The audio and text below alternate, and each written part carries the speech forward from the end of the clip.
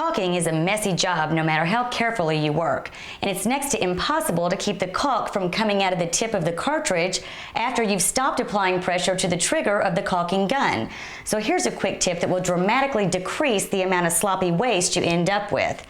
Just take a piece of duct tape and wrap it around the cartridge.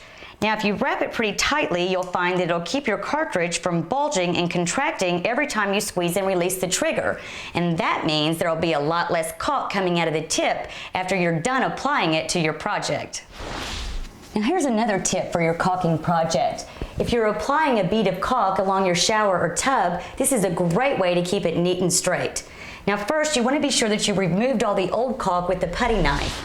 Then take 2 strips of masking tape and tape them parallel to each other, one on the wall and one on the surface that you're working with.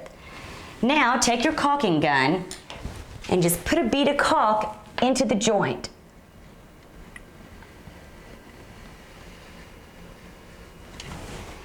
Now you want to wet your finger and smooth the caulk into the gap.